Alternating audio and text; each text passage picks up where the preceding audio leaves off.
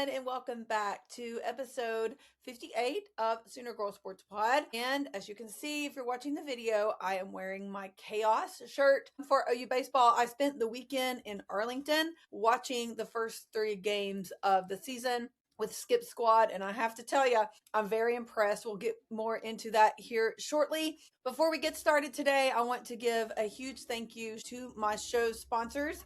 Marvin's Place, a fine art gallery and listening room located in the Depot District in Ardmore, Oklahoma. Come experience artwork on Friday nights. You can visit the listening room, an intimate and unplugged venue. We host singer and songwriters on Friday evenings from 6:30 to 8:30 p.m. Relax with a glass of wine or a craft beer and enjoy some wonderful music. You can find out more about their live music schedule as well as see all of the artwork available in their gallery on their website at marvinsplace.gallery. I also want to give a plug for Marvin's Place. Todd and Susan, the owners, are dear, sweet friends of mine, amazing people, but they sometimes host on Friday nights Ben Brock music. What I want to point out about Ben Brock on this show is that he is the uncle to our baseball player, Brendan Brock, who I am having on the podcast in just a couple of weeks. So a little tie there, Sooner Nation, to Marvin's Place. I wanted to point that out. So be sure and go give them a follow on social media and check out their venue. Also, thanks to my sponsor, Therapy to Go in Ardmore, the funnest place in town to drive through and get a drink. You don't even have to get out of your car. They have a large variety of spirits as well as fountain drinks and snacks, just like a convenience store. So go on and drive through off of Broadway in Ardmore, Oklahoma, and tell Melissa, Allison, and the gang that Sooner Girl Sports Pod sent you for a free gift. Also, if you're listening to this as it drops, this coming Friday night on February the 20th, OU Women's Gymnastics, #1 team in the nation, is hosting #2 LSU in Norman at the LNC.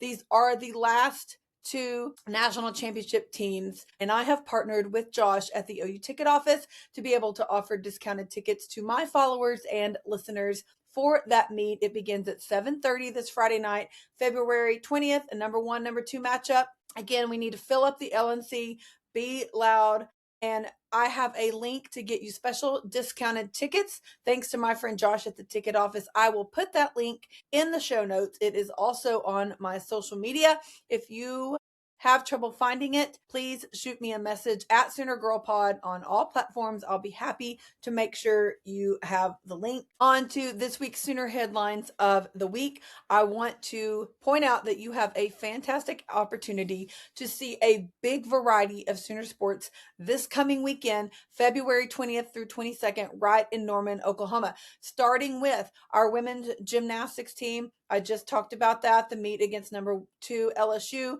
Friday night. Get those discounted tickets at my link in the show notes. You also have an opportunity to have the home opener series with baseball against Coppin State. They have a 3-day series all weekend. Men's basketball hosts Texas A&M on Saturday evening. They'll be honoring the Final Four team from 2016, retiring Buddy Hield's jersey. Also, our women's basketball team plays on Sunday, the 22nd, against Tennessee. It's the Pink Out game in honor of women's health. So in addition to those major sports, there's also a complete schedule of events, including track and field hosting the Crimson Qualifier on Friday, and men's and women's tennis events as well. Check out all of those schedules on Soonersports.com.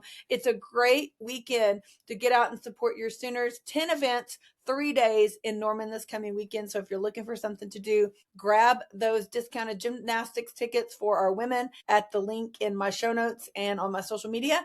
And be sure to check out all of the other events going on. It's a great weekend to get a large variety of Sooner sports under your repertoire and see some new venues and some great athletes. And if you see any of the athletes from the show that I've had on, be sure and give them a shout out and tell them that you heard them on Sooner Girl Sports Pod. Okay, a few headlines on football. I wanted to mention that there have been some rumblings of the Arizona Cardinals trading former Sooner Kyler Murray, their current quarterback, to another team. As I'm recording this on Monday afternoon, February 16th, there is nothing in stone as far as where he may be going or any of the trade details. I have mentioned before that this was a possibility, but apparently this is something that is ramping up in the offseason.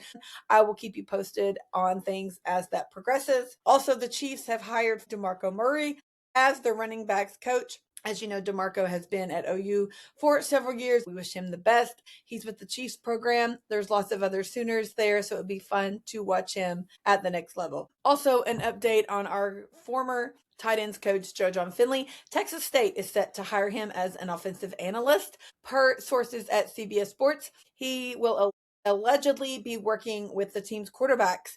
He is a former NFL tight end and was our tight ends coach at OU with Coach Venables the last 5 seasons. He was also previously a pass game coordinator at Ole Miss. So we wish Joe John and his family the best of luck on their new adventure. Also wanted to mention that the OU SMU football game that was originally slated to be played in Dallas at the SMU campus in the 2027 season, I know it's a ways away, September 11th, 2027, we will be playing at AT&T Stadium against SMU. So something to mark the calendar for, and OU plays fairly well when we play at AT&T Stadium, so always looking forward to a chance to play there. Also, we have 10 Oklahoma players who have been invited to the NFL Scouting Combine, which is incredible. Last year we only had 3, and so this is a great improvement to see our guys get an opportunity to show out at the Combine.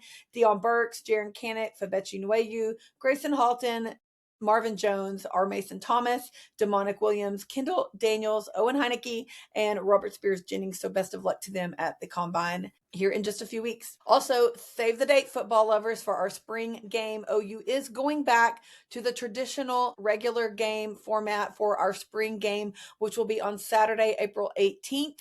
This coming spring, no time has been set yet. That will be announced at a later date, but save the date, April 18th. Again, last year we had the Crimson Combine, a little different format. No one really knew what to expect. Pros and cons about it. It was something different. At the time, it was probably the best thing to do. But since the spring football transfer portal window has been removed, we are moving back to that traditional regular game format for the spring game again on April 18th. Okay, on to men's basketball. Congratulations to Blake Griffin for being named as a finalist for the Naismith Basketball Hall of Fame class of 2026. Also, this past weekend, some of you may have noticed that Jeff Nwekio was absent from our team.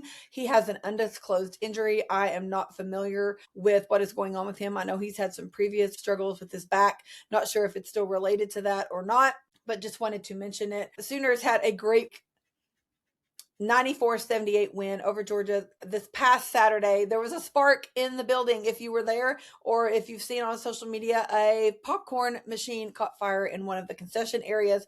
It was quite the debacle. Unfortunately, it was trending on just about every platform. It was only about a 5 or 10 minute delay in the game as they did stop play to make sure that they were able to get it under control. Fortunately, it was nothing too major, but also not only were there a spark on the popcorn machine this past Saturday, but Sparky himself, Dayton Forsyth, comes off the bench, has a great game as well. Tay Davis, 19 points, 17 in the second half. Nigel Pack had 18. Koala Talk also was sparking it with 18 points. Dayton had 13 points. Kirill, the White Russian, 7 points. Jadon Jones, 6. X had 5. Mo, 5. And Darion, 3. Sooners, we went on that 27-4 run to come back and catch that game, and it was a much needed win. We are sitting at a 13-12 record, 3-9 in conference play. We play at Tennessee on Wednesday night, so the day this episode drops on February 18th at Tennessee, and then we host again Texas A&M at home this coming Saturday, the 21st. Again, honoring that Final Four team from 2016 and retiring Buddy Hield's jersey. You don't want to miss out on that game. Our women's squad is checking in at number 11 in the polls this week. Last Monday on the 9th, they unfortunately dropped their second game in a row in a 102-86 loss to number 5 Vandy on the road. It marked the team's second longest losing streak of the season, 2-6 in ranked matchups, but Vanderbilt sophomore guard Michaela Blakes is the nation's second best scorer, 23 points in the first half. We're going to have to win games against these tournament caliber teams to have a real shot at making a deep run come March, but I think our OU girls have a lot of tenacity to them. They don't quit at all. We still have 2 current AP top 25 opponents coming up on the schedule. At that time, one of them was number 23, Alabama, which we played just this past weekend also, I will talk about here shortly. We also have coming up number 22 Tennessee as well. We also had a great win against Florida this past Thursday at the LNC, 81-74 win. We were down 13 points in that game, but we found a way to get it done. Zaya Van, 18 points, and Chavez and Verhulst added 16 each. We outscored the Gators 27-17 in the fourth quarter to solidify that potential number 4 seed in the NCAA tournament. Also, shout out to Sahara Williams for hitting her 1,000 career points. We also traveled to Alabama this past Sunday. We secured that road win in Tuscaloosa. What a game it was for our girls. Number 10 OU beats number 23 Alabama in that SEC matchup, 79-71. Alael Chavez, Reagan Beers, and Peyton combined to drop 53 points in that win. I do want to mention that Peyton Verhulst did have an ankle injury during the game. She rolled her ankle, was out briefly, even went back to the locker room for a short time, but she did come back, played a big role in that road win. So shout out to Peyton. I hope her ankle is okay. I think that it is since she came back. But just something that I wanted to mention. But next up for our women's basketball team is this coming Thursday, the 19th at Georgia. Our women's gymnastics big time congrats are in order for Addison Fata, Gymnast of the Week last week, and Kinsey Estep, Freshman of the Week as well. Our number 1 squad defeated number 5 Florida this past Friday, 198.075 to 197.575. This meet marked OU's 3rd consecutive score above 198 and their 4th consecutive win over Florida. The Sooners take the lead in the first rotation. We held up the entire meet. And also, despite being a national champion and an NCAA first-team All-American, it took sophomore Addison Fata up until this past Friday to grab her first career 10. She did so, closing out OU's 2nd rotation on the vaults. The score was the Sooners' second perfect 10 of the season, with freshman Mackenzie Estep scoring 1 at the Metroplex Challenge last weekend. Addison Fata also won the all-around title for the meet, and she was OU's only gymnast to compete in all 4 events. Shout out also Faith Torres scored a 995 or higher on the beam in 6 or 7 meets in a row this season, ranking her 2nd in the country on the event. Next up in Norman, again for our women, this coming Friday night against number 2 LSU, and it's going to be quite the meetup. We need to pack the LNC and make it loud. Again, don't forget to get your discounted tickets for only $7 at my link in the show notes and also on my social media as well. And again, if you need that link, having trouble find it, just shoot me a message. I'm happy to help at Sooner Girl Pod on all social media. Our men's gymnastics, shout out to Fuzzy Benas, CGA and MPSF Gymnast of the Week. Also Tyler Flores, MPSF Specialist of the Week, and Colby Aranda, MPSF Freshman of the Week and CGA Rookie of the Week last week for their amazing performance at McCaslin. They did have this past weekend off as they are preparing for the Winter Cup this coming weekend. Fuzzy Benas, Sasha Boganosiuk, and freshman Nathan Roman are taking part in the Winter Cup in Louisville, Kentucky, February 21st and 22nd. 6 former Sooners and future Sooners qualified for the event. Fuzzy, Sasha Yulmulder, former Sooner, Dante Reve, future Sooner, Nathan Roman, Hunter Simpson, all qualified for that event.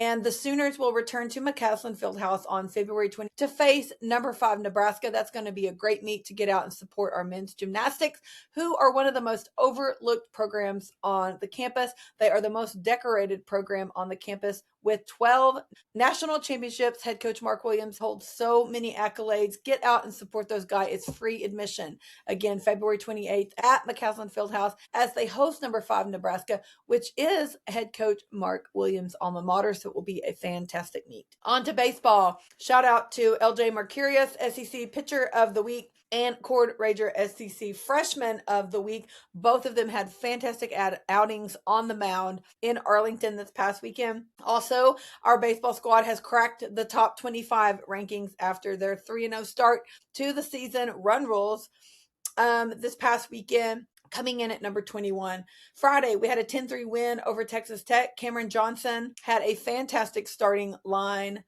on opening day. 6 innings pitched, 3 hits, no earned runs, 11 Ks. Just a spectacular start of the year for our left-hander.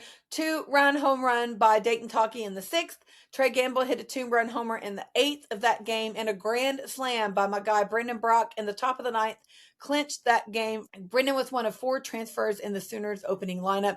And I do again want to give another shout out for Brendan. He's coming up on the podcast on March the 4th. You won't want to miss that episode. And be sure and give our guys a follow and a support this season. Incredible outing again on Saturday as we played Bedlam in Arlington at Globe Life. Trey Gamble blast again on Saturday.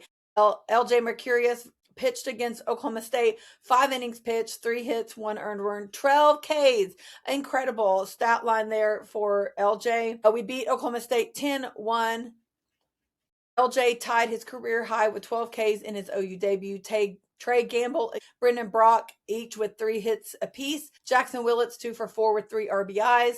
Oklahoma pitching staff, again, just incredible. Combined to strike out 17 batters against Oklahoma State on Saturday, reminding Little Bro that they are Little Bro. Sunday closed out the weekend in the Shriners Challenge. TCU beat down 12-2 in a walk-off run rule win in 7. That walk-off hit by Dayton LaChance. Excellent debut again from our Sooner pitcher. Cord Ranger, 5 innings pitched, 3 hits, 1 earned run, and 8 Ks, 85 pitches. Such a big accomplishment for that freshman coming in and starting out on the mound. Trey Gamble was named the outstanding player at the Shriners Showdown this past weekend. He went 4 for 7 at the plate, 2 home runs, 5 RBIs, and drew a team-high 6 walks during the weekend. Our offense hit 32 runs on 34 hits, 18 walks, 6 home runs from 5 different players. Trey Gamble hit 2.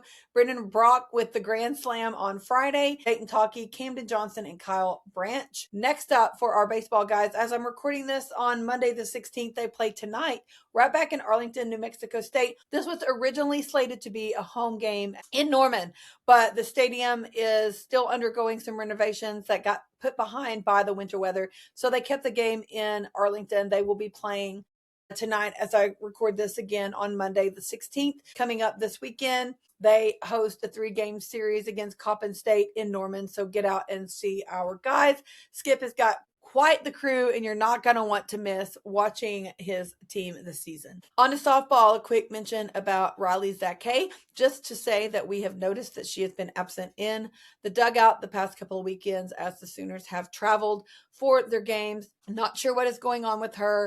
I do have an episode with Riley that I recorded a few months ago that is coming up in March, so you'll want to stay tuned for that. But I did want to mention that Riley has been absent from the dugout, but she is still on the roster, still a part of the team, and she hopes to rejoin soon. Not quite sure of all the details on her injury, but it is something I wanted to mention. Okay, game 1, 17-0 win over Montana. 3 home run day for Bella Emmerling. Tied a program record. OU hit 8 home runs that day with Wells, Minor, Pickering, Barker, and Agbayani. Miley Guccino pitched 4 innings, no hit, 6 Ks. On that Friday, game 2, 18 final over New Mexico in 5 innings. Gabby Garcia, home run, 6 RBIs. Elena Agbayani, home run and 5 RBIs. Kendall Wells and Tia Malloy both hit home runs. Scored 35 runs in those first 2 games. Just incredible start to the weekend. On to Saturday, game 1 was a 12-2 win over Minnesota in 5 innings. Another run roll. 8-run top of the second. Cassidy Pickering hits a 3-run home run. Ella Parker, 2-run home run, 3 RBIs. Miley Guccino, 3 innings pitched, no hits, and 5 Ks for her. And another spectacular outing for her. Saturday, game 2, a 10-1 win in 5 innings. Another run rule over Idaho State. Cassidy Pickering, 3-run home run. Kai Miner had a home run and 4 RBIs. And Audrey Lowry, already 5-0 on the season, had another fantastic outing on Saturday. Moving on to Sunday, as we went on down the road to UTEP, it was the first career home run for Cheney Helton. 2 grand slams from Gabby and Tia Malloy that day as well. Second most runs scored ever in a softball game.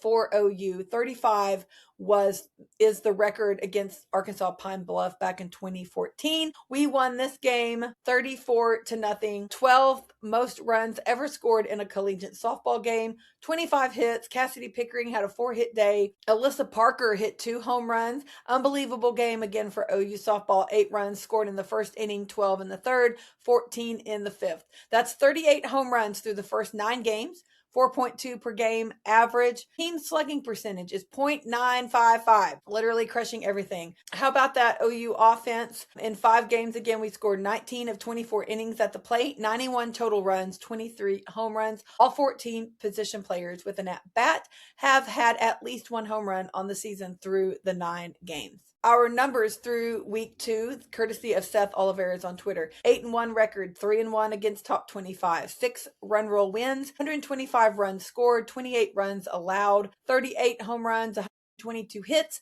64 walks, 2 shutouts, 3 errors, 35 Ks through 50 innings pitched, and a 7-game win streak. Our Sooners travel out to Palm Beach, California for the Mary Nutter tournament this coming weekend. They start playing on Thursday night, the 19th. You can watch that on Flow Softball if you want to get a subscription to that. Otherwise, listen to the amazing my friend Chris Plank call the games on the franchise. Also want to give a quick shout out and a reminder that our soccer team has their spring schedule out now. They have 5 games slated to play, a couple in the DFW area and several in Norman. So if you're a soccer fan, be sure and check out their social media. Make sure you get their schedule in your calendar and support our girls. I have an upcoming interview with our soccer player, Ali Lassanoli. That will be out in March, so be looking forward to that one as well. Our wrestling guys are sitting at a number 16 team ranking and have several individual rankings as well, with Conrad Hendrickson, Tyler Wells, Peyton Keller, Carter Schubert, Brian Sodano, DJ Parker, and Juan Mora. We unfortunately suffered a loss this past Thursday, the 12th, at number 17 Missouri. We suffered a loss 14-23 to them. Also, unfortunately, on the road on Sunday, suffered a loss at number 24 Wyoming, 24-10. But next up for our guys is the Big 12 tourney in March 6th and 7th, and that will be in Tulsa, so stay tuned for more information regarding that. Tennis. Next up for our guys in Norman is Saturday the 21st versus South Carolina, and the 23rd Ole Miss and Vandy on Friday the 27th. And our women are coming in at number 7 at the rankings, and they will be in Norman on the 22nd against Air Force and Arkansas, and again on the 26th versus Auburn. If you go out and watch our girls, be on the lookout for Julia Garcia Ruiz. I interviewed her for the podcast, and her episode will be coming up later this spring. Also, I did host our men's tennis player, Bruno Naveen, on the podcast last summer, so be sure and give him a shout out if you get out and check our men. Track and field, we had a group travel for the Tyson Invitational in the women's 3,000 meter Sooner track debut. Freshman Damila Cheruto ran to place 3rd in the championship section and moved to number 4 in OU history. Colton Rhodes earned a 3rd place finish in the men's pole vault. Keith Griffin clocked a personal best in the men's 400, and Nicholas Chu posted a leap in the men's long jump to secure a top 10 finish. Women's high jump, Hannah Piffner cleared a personal best to place 3rd and move in a tie for 6th in OU history. Freshman Brianna Rivers cleared a personal best in the championship section of the women's high jump, which was good for number 5 in school history. Women's triple jump, freshman Saleha Dupree set a new personal best with her jump and an indoor personal best for Taylor Fingers, good for number 8 in OU history. Men's triple jump, Awaki Ndovu soared to a personal best to earn a 3rd place finish. And the men's silver high jump, Kyron Washington. In a field of 12 professional and collegiate athletes, Kyron rose above the competition to claim the event title and a winning mark in that event, so shout out to Kyron. Women's mile, personal best for our Mary Van Dyke. Tylee Dodson also delivered a personal best mark to finish 6th in the women's shot put. In Seattle, Tobias Charovut closed out with a personal best in the men's 5,000 meters and finished 6th. Also in the men 5,000 meters, Evans Biwat clocked a personal best and improved his own number 2 mark in OU history. The Sooners return to action this coming weekend to host the Crimson and Cream qualifier at the John Jacobs Track and Field Complex and the Moser Indoor Track Facility this coming Friday, the 20th. A select group of our athletes will also travel back to Fayetteville to compete in the Arkansas qualifier as well. Our rowing team is coming in with the preseason number 25 ranking in the coaches poll.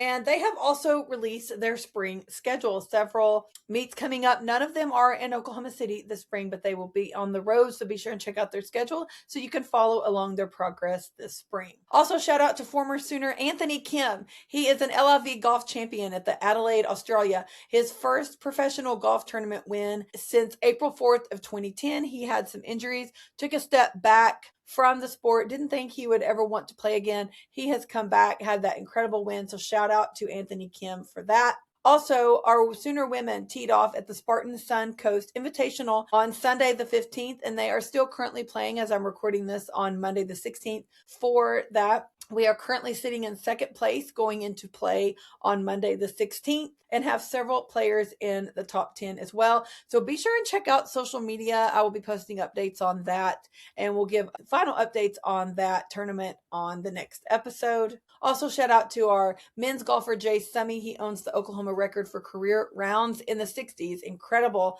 Our guys finished 4th overall, and we had several finish in the top 10, and all of our guys finished in the top 85 of the Puerto Rico Classic last week. Our OU men returned to action March 1st through 3rd at Southern Highlands Collegiate, one of the toughest events each season, held at the Southern Highlands Golf Course in Las Vegas. Okay, for my Sooner MVP of the week, I'm going to give it to our Diamond Sports. Both our baseball team, our softball, just an incredible outing this week as I ran through all of those stats, talking about all of the home runs, all the grand slams, how good our pitchers did in the circle on the mound, all the Ks pitched, just run rule territory for both baseball and softball. So shout out to our Diamond Sports for starting off our spring sports calendar very strong. And I hope that you guys will get out and support them this season. I'm looking forward to a great spring. Okay, to end the show with a Sooner fun fact of the week in 2023 for the 3rd consecutive year at the time. OU softball was nominated for the Best Team SB Award. A year prior in 2022, OU grad Jocelyn Allo won the SB for Best Collegiate Athlete in Women's Sports. So again, our softball girls go way back in being competitors and being at the top of the sport. And so I'm just so excited. It's time for our Diamond Sports, time to support our squads, and I'm looking forward to a fantastic spring. Okay, thanks you guys so much for listening today. Again, if you don't follow me on social media, please go do so at Sooner Girl Pod on all platforms. Be sure you go and like, follow, and download and subscribe on your favorite podcast app and share with a friend.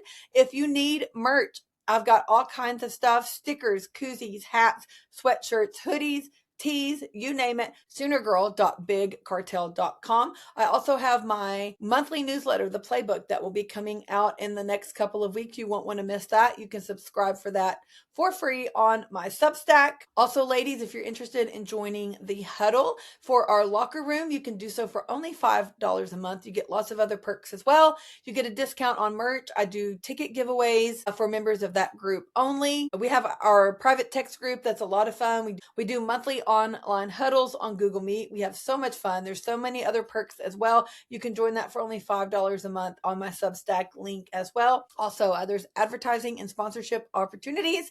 If you or your business are interested in supporting the podcast, you can shoot me an email at soonergirlsportspod@gmail.com, and I'll be happy to send you that information. Okay, on to my special guest for this week's episode. He is an 8-time All-American, a 5-time national team member. He placed 6th at the Olympic trials in 2024, and he's now going into his 5th and final year at OU. If you followed men's gymnastics for any period of time, you're going to recognize his name, Fuzzy Benas. He became a Sooner fan by watching the dominant 2015 through 18 men's gymnastics team and wanting to follow in the footsteps of so many legends and Olympians at OU. His favorite Sooner memory is winning conference last year with his team. You can find him on TikTok and Instagram at Fuzzy_Benas. That's Benas. I will tag that in the show notes and again on social media all throughout the week. I got to meet him before a meet in Norman just last week. He's so kind, and he is such a decorated gymnast. I am more than honored that he took the time to come on the show and share a little bit about himself, and you will find out how he got his name in the episode as well. I hope that you enjoy my interview with the amazing Fuzzy Benas, and I will see you next Wednesday where we talk sports. When I reached out to Coach Williams about having one of the guys on the show, he mentioned you, and I was like, oh my gosh, I obviously recognize your name, and I followed you for a long time, so I was super excited that he connected us. But again, thank you for giving me part of your time. And let's just start from the beginning. Tell me a little bit how you got involved in gymnastics and what led you to OU. Well, gymnastics has kind of always been a part of my life. Both of my parents did it. Okay. They were both D1. My dad went to Penn State. My mom went to Mizzou, and they met up at a gymnastics camp called Camp Woodward. Mm-hmm. And I know there's a famous one on the west side in California, but they met at the east one in Pennsylvania. Cool. That one's a little bit more gymnastics focused. They met at that one, and I think I was 8 months old when my parents put me in my first little baby class for gymnastics. Oh my gosh. My dad was still training at the time. So before that, he would kind of just make a little cubicle out of mats. And while he went and worked out, he would just kind of let me play in the little cubicle. Yeah. And I've always loved gymnastics. My love for the sport never really wavered. And just growing up and seeing that, especially the 2015, 2016, 17, and 18 OU men's team, kind of solidified that I wanted to be part of OU. I was watching them, and I just knew that I wanted to be part of that. I love that. And for some of the developmental stages, like for the younger level 7s, 8s, and I believe 9s and 10s still, their regional camp would be at OU. So I would come here, and we'd stay over at Couch Tower for 1 week every year. And that really just built on the love I already had for OU. I love it. Well, Coach Williams has been at OU for a long time. And I know he's built quite the program, quite the dynasty there. And I feel like you guys don't get enough recognition for what you do, because he has won so many national championships, him and KJ Kindler both. And I know the girls' gymnastics get a lot of attention, as they should. But I always say that Coach Mark and KJ need statues, especially out in front of the new beautiful gymnastics facility, because what a culture that they both have built, and just a dynasty that they're both continuing to build at OU. And I love it. And I'm glad always to see people like yourself being a part of it. So I do have one question to ask, and I have heard this story before, but I don't remember all the details. But I think I know what it is. But I want you to tell it, just so everyone will know. But where did you get your nickname? You get asked that a lot, I'm sure. So before I was born, even, they were trying to figure out my gender in the womb, and there was a sonogram picture that didn't come out right. The picture came out a little fuzzy, so the nickname just stuck. And I love it. Yeah. I love it. Well, it definitely stuck, and you've made a name for yourself, and it's very memorable. So it worked out good for sure. Okay, so tell me a little bit, because you have so many accomplishments that you've made, not only at OU, but on Team USA and just around the world. So tell me a little bit about what it's like being a part of Team USA and some of your favorite memories and accomplishments that you've had during your time with Team USA. Yeah, I think with Team USA, the thing I love about it is that the majority of everyone on senior team and everyone that you're going to end up going and competing with internationally are currently NCAA athletes. So I get to see them year round. I get to see them multiple times a year. And then it almost feels like an added bonus to be able to go compete with them. For sure. Not representing OU, but joining them and getting to merge and see how they train and see how they compete. And it feels like a blessing getting to, be on the same team with people that are sometimes your rivals or you're competing against, or you're trying to beat half the time. Yes. Okay, so you've been a part of the Olympic trials as well, 2024. So tell me a little bit about that, because I imagine that's super nerve wracking, as is most everything that you do, but that has to be like a next level, a nerve you have going on there with the trials. And gymnastics is something I've always loved to watch, obviously because of the Olympics. So tell me a little bit about being a part of those trials and your experience there and just how it compared to other things that you've been a part of. Yeah, ironically, trials was probably one of the least stressful competitions Okay.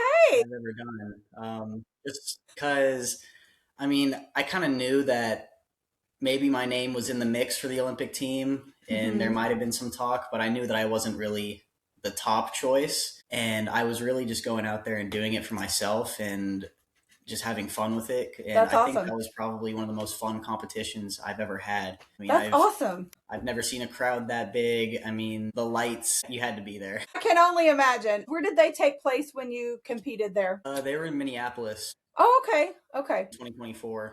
And I mean, beautiful city, really good eats. I was Yeah. eating good every single night. Awesome. I love that.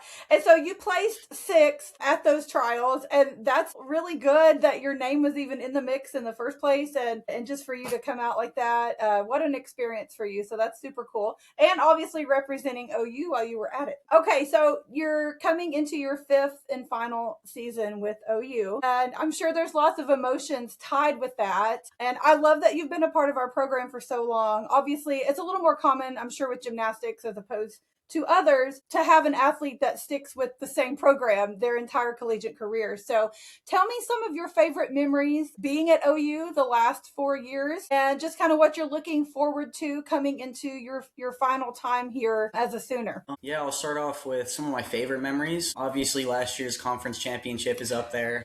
Yes. But one of my favorite memories is actually when we came in second my freshman year at Lloyd Noble, just across the street from the gym. Yes. And just knowing that meet, we did everything we possibly could. And we didn't win score wise, but it felt like we won that meet. Like, that was such a great feeling. And I don't know if anything will top that besides winning. Right. Yeah, there's definitely a lot of mixed emotions. Part of me is like we're almost done. You know, you're almost at the finish line. The other part of me is really gonna miss this because I know that there's experiences here that I can only get, you know, in these 4/5 years that I'm For here. sure. Just knowing that these experiences are gonna be would have helped shaped me and will shape me into the person I'm going to be for the rest of my life. You know, I'm going to miss it. I can imagine. I've talked to several athletes, and they always talk about how when they're ending their collegiate career, a lot of times they don't know what to do with themselves, which I know gymnastics can go past that. You can continue to uh, be a part of Team USA, but it's a different capacity for sure. And I've had different athletes tell me, they don't know what to do with their time because they're not having workouts handed to them and having to go to the gym and all that. But also, one of the most important aspects of that is missing your teammates and that camaraderie and just being together all the time. I know some athletes have told me some of their favorite memories are just traveling, like on a bus or whatever. And so I'm sure that you'll be also missing those relationships and just being together all the time. It's a lot of fun to be with your friends all the time, even though you're Yeah. working. Yeah, these are the guys that I'm going to be friends with for the rest of my life. These are the best men at my wedding. Like, these are my brothers for life. For sure. Well, you guys spend so much time together. I know you mentioned that a lot of times you have two-a-days, which I'm sure is really in high gear right now because you're about to start your season as we're recording this. But tell me a typical day for you guys in season, how you prepare for a meet, like the week of. Like, what's your typical schedule, and how do you mentally and physically prepare going into a meet? Yeah, so a typical practice week, I'll start with a kind of generalization of it. We'll start off with our majority of our load of routines and just numbers in the beginning of the week. Monday, Mhm. Tuesday, typically either 1-on-3 or 2-on-3s. And then we might do a little bit of a lighter day on Wednesday, and then usually a full intra squad, that being one routine on 6 events for those who do all the events Okay. on Thursday, and then Friday's our travel day, and we usually get to the arena. We'll feel out the equipment, and then Saturday is usually go time. But Yeah, so during when school's going and just during the semester, a typical day would look like we get up. I usually get up at around 6:10, 6:15. Have to be at the gym by 6:30. Practice starts at 6:30. We go uh, usually about an hour, sometimes an hour and a half on the longer mornings. But some people will go straight from practice to class. I'm lucky enough that I'm in my last semester now, so I have two classes that are both going to be online this semester. So That's awesome. I'm going to have a lot of time. So I get to go home, but a lot of people will go straight from practice to class. Mm-hmm. And then we have a second practice again at 1:45, and a lot of people will go from practice to class back to practice, Yep. and Yeah. Oh it gosh. gets difficult. I'm lucky I enough can that I get a imagine. break in between this year, but that wasn't always the case. For sure. Well, I am constantly reminded talking to you and other athletes about the time commitment that you guys have and how busy you are, and it's crazy. I can't even imagine. So you guys really put in a lot of time and effort in being a Sooner, and I'm glad that you do, and I know that you enjoy it. But man, it's a lot of work for sure. Yeah, you can say that again. I can only imagine. I'm not an athlete in any capacity. I just enjoy watching. We talked about traveling and the different venues that you have been to over the years. What is the toughest environment that you've been to, whether it was just the crowd being loud or maybe just who you were competing against or for whatever reason it may be? What's some of the toughest environments that you've been in? College wise, some of the other schools can be kind of hostile toward us when we're at away meets. I can imagine. Michigan is typically a hard school to compete at. That makes sense. Illinois is difficult to compete at. But I think the toughest was probably a little over a year when I went to Switzerland for the Swiss Cup.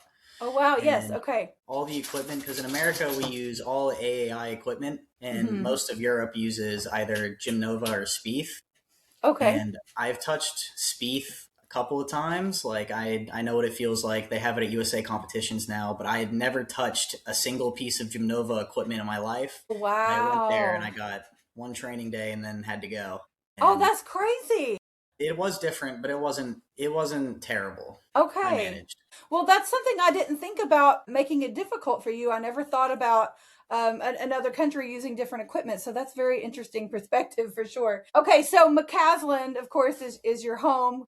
And I came to my first men's gymnastics meet last year. And I'm embarrassed to say that was my first.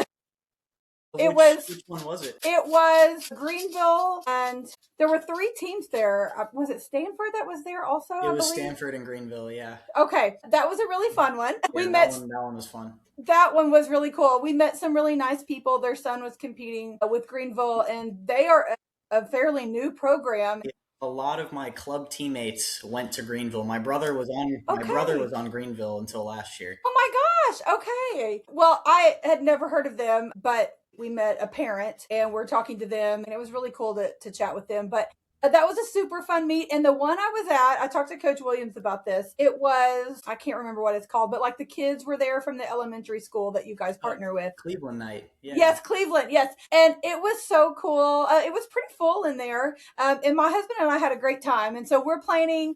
We'll be at a couple of meets this year for sure. But for it being my first meet, it was really fun and really cool to experience it. And like I said, the kids being there, it was really special. I know Coach Williams talked to me a lot about the partnership that you guys have with that school. And the kids, I know that they love coming and seeing you guys. I'm sure they're starstruck, enjoy any time that they can get to spend with you guys for sure. So tell me a little bit about that, working with the kiddos or with that partnership. Yeah, so I don't know exactly how long our partnership with Cleveland has been. I think it's between 15 and 20 years now. But we go to Cleveland when school's in session. We go once a week. We just sit there and spend an hour with the kids, whether it's It's so playing with cool. them at recess or I've handed out and given them a spelling test before. Oh, I love that. How fun. Yeah. I'm So whatever it is, I mean, we're just spending time with them, and then we invite them, say, "Hey, come to Cleveland night," and that's usually the Yes. night we try to break our attendance record every year. Yes, that's so cool. Well, I'm sure that test is a lot easier for them to take when it's given to them from somebody cool like that for sure. I hope so. Well, it was really neat talking to Coach Williams about that partnership, and I know that means so much to the kids for sure. Okay, so what's your favorite event to compete on? Funny thing is, my favorite event to train is P-bars, but my favorite Okay. event to compete is probably vault. Okay. Okay. Your experience on pommel horse. What are your thoughts on that? I mean, there's no way around it. You have to do it. It's definitely not my favorite event, but Well, it I could think be. I could be worse at it. okay. I think that a lot of people quickly learned about and got attached a little bit to the pommel horse in the last Olympics with Stephen Nadarozic, if I'm saying that correctly. Kind of the nerdy cool guy that made pommel horse cool. And I love that for him. He was so much fun to watch. But I am amazed by that event for sure. But I'm just amazed at gymnastics in general, including the women. And I love how, as far as men's versus women's events, there's a lot of differences. And I just love watching that difference between the different apparatus that you guys compete on. But for the men, I like the parallel bars, but I also really like the high bar. It just amazes me. I'll watch you guys do your turns like on one arm, and I'm like, what the heck? I can't imagine like all of your body weight and that momentum on that bar. Holy smokes! Yeah, I mean, it definitely takes its toll, but it's when it's done right, it's really fun. It's a lot of fun to watch. Okay, and then floor. Obviously, women and men do different skills on the floor. But tell me a little bit about that because I remember like the first time I really started watching men's gymnastics and comparing what I had always watched women do. Oh, I felt like the floor was majorly different from the women. So, what are your thoughts on floor or what sticks out to you as what's different for you guys as opposed to what the women do on the floor? Mhm. They're just more artistic. Yeah. Okay. So typically, yeah, women, I feel like they try to see how well they can blend both dance, Yes. Yeah. performance, and gymnastics. Makes Guys, I feel sense. like have typically been a little more focused on the biggest, hardest flips and twists you can do. Okay, yeah, that makes sense. But that's actually starting to change as of this year. Like they Okay. made last year, they made it a requirement that we add a scale back into our routine, and that's more of just the artistry side of floor. And this year, they're changing rules like you're not allowed to repeat transitions. Okay. So every corner has to be a different transition, and you have to have incorporate some kind of 360, whether that's a jump 360 to push Oh up wow. position, or whether you do a 360 as a transition in between passes. But they're definitely putting more emphasis on the artistry side. Okay, that's interesting.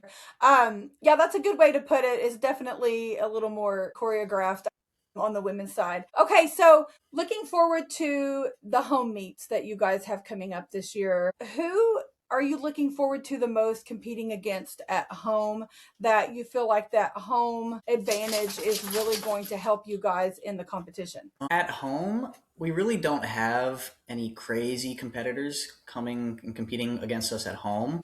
Mhm. But I think the one I'm looking forward to most is Greenville coming Okay, back yeah, because those are all my friends. I mean, I think almost 80% of their team I grew up with. Most of that's them so are cool. from where I'm from, the Houston, Texas area, and I grew Okay. up competing against them and I've, watched them train, hung out with them. I mean, I lived 10, 15 minutes from most of those guys Oh, and that's just being cool. able to, experience the NCAA atmosphere with them and compete against them in a way that's not hostile is going to be really fun. Okay, that's really cool.